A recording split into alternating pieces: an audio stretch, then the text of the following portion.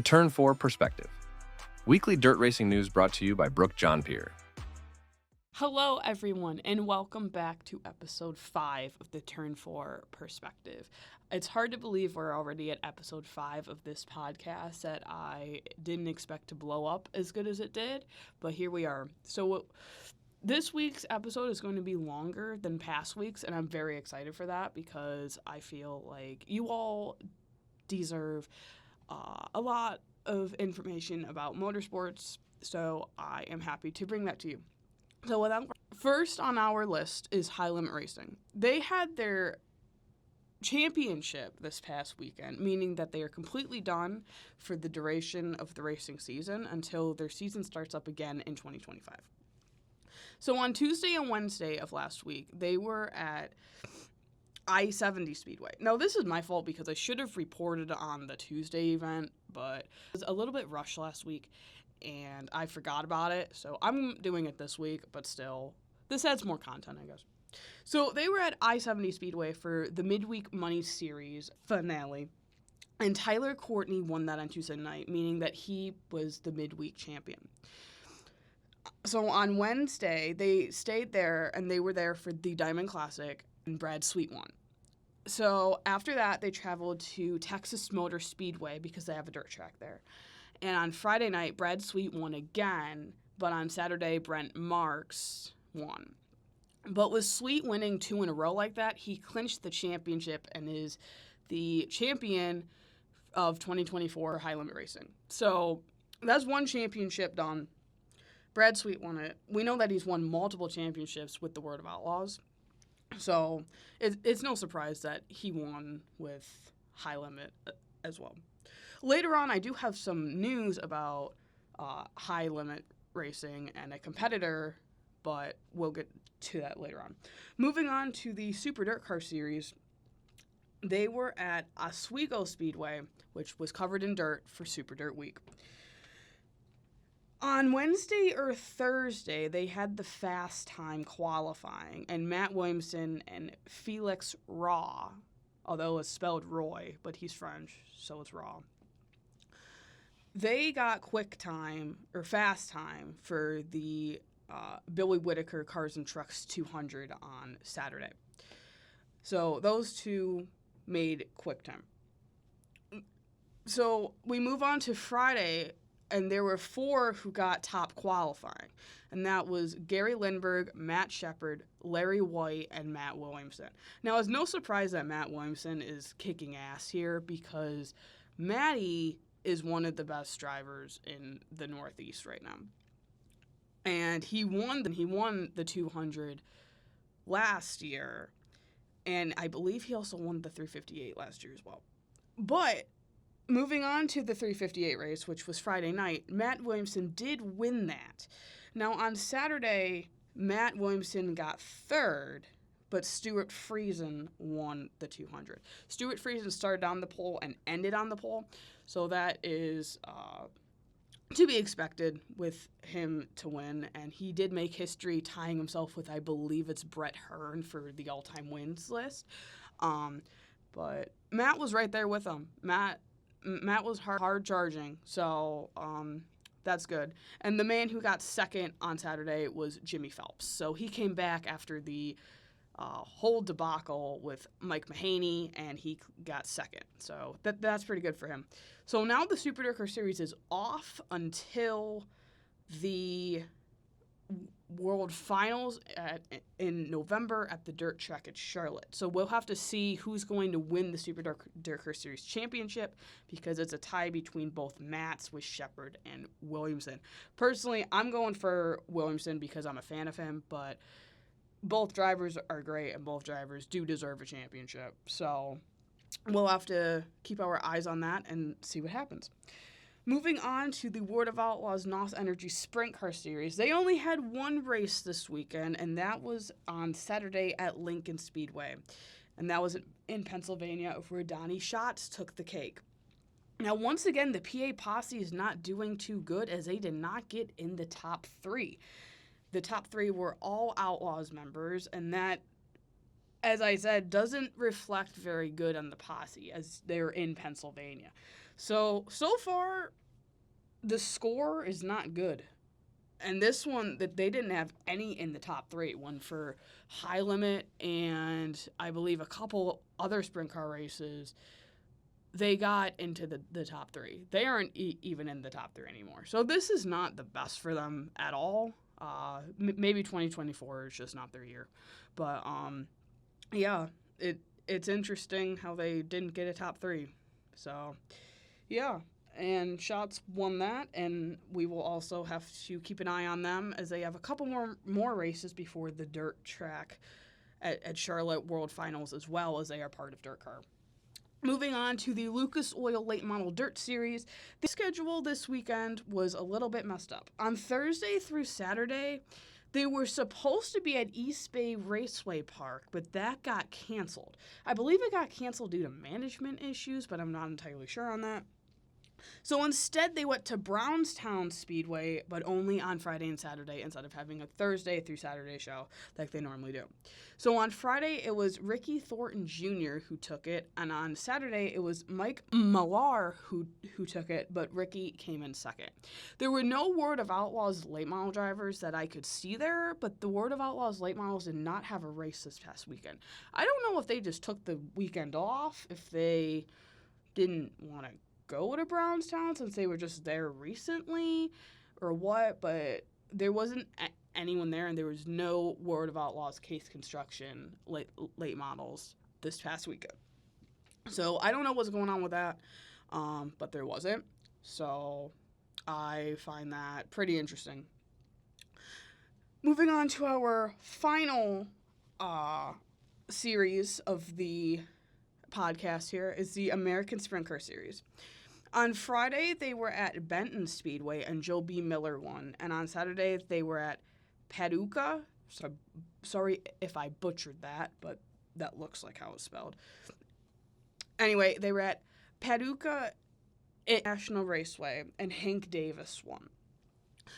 I don't think that there were any High Limit or World of Outlaws drivers at either of these. I know that Joby Miller has competed with the Outlaws and High Limit on multiple occasions, but I don't think they went to the American Sprint Car Series from what the things and stuff were.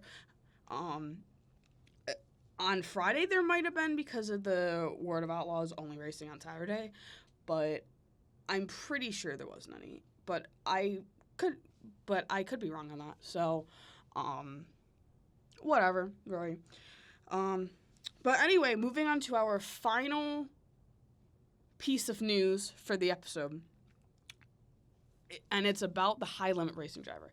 So, James McFadden announced to the world that he is not going full-time with High Limit Racing next year, and he's staying predominantly in his home country of Australia to focus on racing down there. I don't know what happened.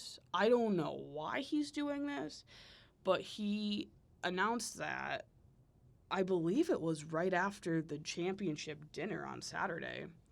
Or was it Sunday? I don't know, one of those days.